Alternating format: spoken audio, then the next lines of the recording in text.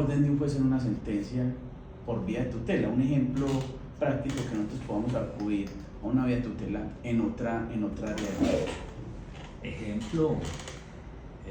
Porque ahorita el compañero nos habló, Jorge, de un derecho laboral, que bien reintegros por acciones de tutela, ¿cierto? Y hasta indemnizaciones. Hay indemnizaciones también, pero otra área del derecho que nuestros oyentes estén pensando, es que eso solo para los penalistas, solo para la gente que tiene personas privadas de la libertad. Considero que también proceden tutelas contra sentencias en otras áreas de derecho. Es que, qué pena, Juan, puedo colocar un ejemplo. Anteriormente, en los comparendos, por el debido proceso, la falta de notificación y demás, pero entiendo también que la Corte Constitucional también, digámoslo entre comillas, paró un poco esa avalancha de acciones de tutela y dijo, venga, pero hay unas acciones en el campo de lo contencioso administrativo que usted puede ejercitar y que en últimas pues es el primer, digámoslo así, la primera acción de control o de medio de control que usted tiene en vez de estar utilizando la acción de tutela. A ver, entiendo que es así, ¿no? voy a proponer un tema muy polémico. Tutela contra tutela. Sí. Eso es un tema muy polémico. Tutela contra sentencia de No, tutela. exacto. Sí, contra sentencia de ¿Sí tutela. o qué? Entonces, bajo ese criterio, lo dice la norma, no lo digo yo, no se puede. Pero si bajo el mecanismo de la tutela contra tutela, se vulnera el procedimiento de la acción de tutela. Es decir, la tutela tiene un procedimiento y el juez viola ese procedimiento. Entonces la tutela tendría en su efecto que ser justa. O sea, el mecanismo de protección, realmente se está generando protección cuando el juez de manera irregular, arbitraria, grosera, Sí. grotesca, no hace el procedimiento como debería ser. Ejemplo, lo dice el decreto 2591. Si el juez de manera inmediata ve la vulneración del derecho, sentencia, pero no te traslada la oportunidad de defenderte, es decir, de proponer los argumentos por los cuales se cree está vulnerando el derecho. ¿Sí o qué? Ahora bien, el procedimiento es que mínimamente te den un día, un solo día, para que des respuesta, y el juez te vulneró esa posibilidad. Pero, entonces, ¿dónde queda la medida cautelar en la tutela? En la tutela no hay medida cautelar. En la tutela lo que se dice es que hay una acción irremediable, que esa tutela muy seguramente lo que esté buscando es que no vaya a generar o vulnerar situaciones más complejas todavía. Entonces ese mecanismo es que no se vaya a materializar el daño. A materializar. Total. Entonces eso es un mecanismo no como medida cautelar, sino de protección. Medida provisional. La Pero medida sí, provisional. la medida provisional. ¿Sí? Que en ese punto, digamos, como para entrar un poquito en el tema de la acción de tutela, me pareció muy extraño, pues lo digo personalmente, no le considero la medida provisional para la libertad inmediata a Álvaro Uribe cuando se radicó la acción de tutela. Pasa. Pero en últimas, en el fallo, vemos que la decisión fue esa. Entonces, a ver, si vamos a lo estrictamente sustancial e importante, y ahorita lo hablábamos, digamos, fuera de micrófonos con el doctor Juan Carlos, es que la libertad del ser humano es, yo creería, pues en mi concepto, es el derecho más importante de todos, ¿no? Pues pensaría yo. Pues por eso la gente en las revoluciones burguesas se mató por conseguir la libertad. Entonces, en últimas, si es la libertad de lo que estamos hablando, ¿por qué no se otorgó la medida provisional? Pero es que, ¿cuál sería el perjuicio irremediable que se le iba a dañar o se le iba a seguir vulnerando a Álvaro Uribe Pero es que, por 10 días más que esté detenido? pero es que ese es el punto, Julio, es que estamos hablando de la libertad del ser humano. Es que Sí. cualquier minuto o segundo que vos estés privado de tu libertad es un daño irremediable. Pues considero yo. Perjuicio irremediable bajo las condiciones de la dignidad que ha propendido el doctor Álvaro Uribe es un daño social. Es decir, cómo se cuestiona uno de los máximos cargos que se tiene en un Estado de Derecho, en un Estado social de derecho, por eso, a esta persona. Total. Es decir, cómo se empaña su imagen. Por eso se habla de la dignidad humana. Se habla del buen nombre, o sea, cómo recuperamos el buen nombre después de haber generado infinidad de noticias en relación a la medida de aseguramiento domiciliaria, así sea domiciliaria, pero ¿cómo queda? Recordemos, doctores, que en el 2021, 2022 estamos en plena pandemia, a él le hacen la orden de arresto, de La Corte captura, Suprema de Justicia. ¿sí? ¿Y mediante qué acción fue propicia nuevamente la libertad? Acción de tutela, porque estábamos hablando de que no por la dignidad que él ha ostentado, que es el cargo público de mayor relevancia en el Estado que tenemos en Colombia, se vaya a proponer una vulneración de ese derecho fundamental a la dignidad y el buen nombre. En efecto, es que, por ejemplo, discutí a mis alumnos que no es lo mismo una domiciliaria en una finca en Llano Grande a un apartamento bis de 56 metros cuadrados aquí por la universidad.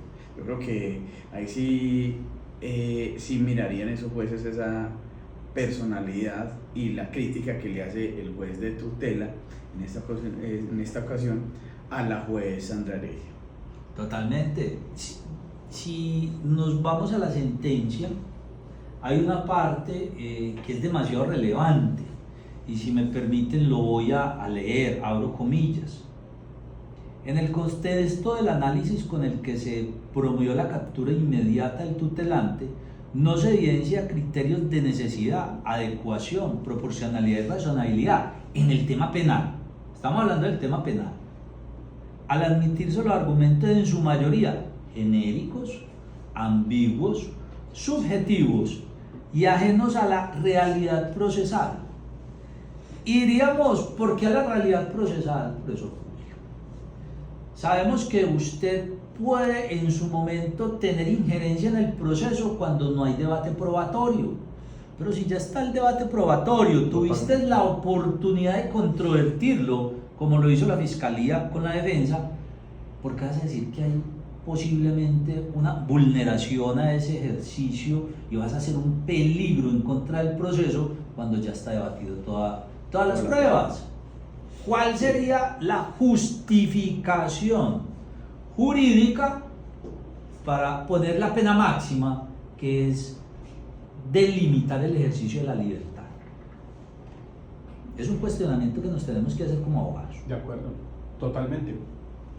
Pues porque no tiene asidero, es que no tiene ningún sentido. Por eso, entonces cuando tú bajo el ejercicio de un proceso subjetivo y llevándose a un escenario, digamos, extrasensorial, y escúchame que lo ponga en ese escenario, porque es un escenario irreal. Sí. Cuando te dicen que te van a detener porque posiblemente las personas, la sociedad vería que por tu dignidad están siendo poco coherentes en un proceso judicial y se vulnera el principio de una sentencia justa. Y uno dice, listo, la sentencia puede ser justa, pero han vencido el principio de presunción de inocencia. Totalmente. Posiblemente las personas van a hacer una crítica, que es uno de los argumentos que propone, una crítica a la rama judicial porque no se está haciendo justicia. O sea, por tu dignidad o por tu cargo, y aquí está el ejercicio del derecho a autor, profesor Julio. Entonces aquí se presume el derecho a autor, es decir, a usted lo pueden condenar solamente bajo presunciones. No. Y la segunda instancia en Colombia hace parte del debido proceso. Y al ser parte del debido proceso, no has sido condenado porque estás reprochando, estás manifestando la inconformidad con esa sentencia. Y la inconformidad fue la libertad.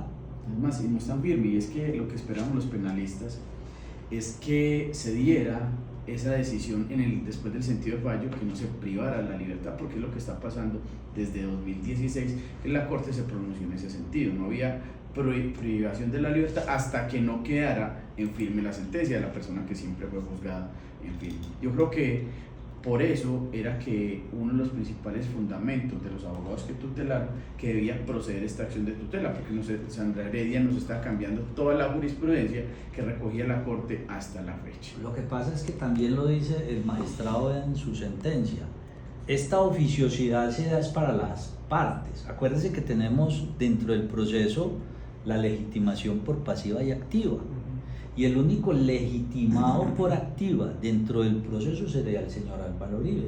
Es decir, los derechos fundamentales se están vulnerando al señor Álvaro Uribe. No es decir que el profesor Julio, porque se siente indignado por esa falta de argumentación en la sentencia, va a proponer la vulneración de los derechos fundamentales al señor Álvaro Uribe, teniendo en cuenta que no hay legitimación en la causa. Y es una legitimación procesal. Porque en este caso, primero, pues no sos parte del proceso, no tenés las facultades de ese poder especial que te está otorgando el procesado.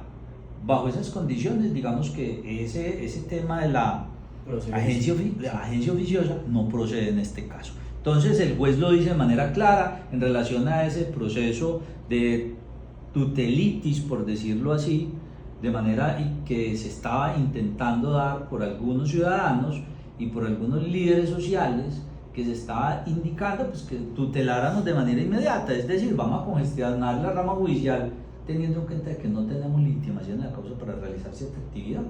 Perfecto. Doctor Juan Carlos, porque vamos cerrando, ¿qué consejo le podríamos dar a una persona que quiera, o a un profesional de abogado, de derecho profesional, un abogado que quiera tutelar una sentencia? ¿Qué sería lo principal que debería mirar? Primero, tienen que agotar esas causas genéricas de procedibilidad de la acción de tutela, que son 6, y las causales específicas de procedibilidad, que son 9. Es decir, tienen que agotar todos y cada uno de esos requisitos para que la tutela contra sentencia judicial sí pueda ser efectiva.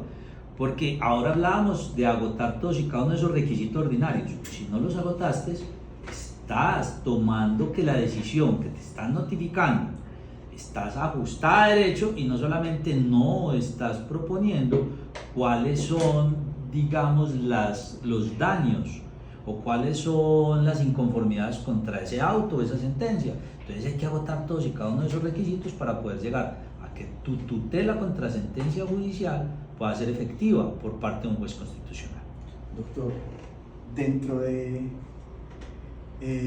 esos 9 requisitos que nos mencionas, ¿nos los puede hacer mención sumariamente si tienen algún título o si Sí, un claro desarrollo? que sí. ¿Cuáles son esos 9 requisitos? Causales genéricas de procedibilidad de la tutela contra sentencia judicial. Primero, relevancia constitucional. Segundo, que se hayan agotado todos los medios de defensa judicial. Tercero, la inmediatez. La irregularidad procesal que se evidencia dentro del proceso que se está llevando.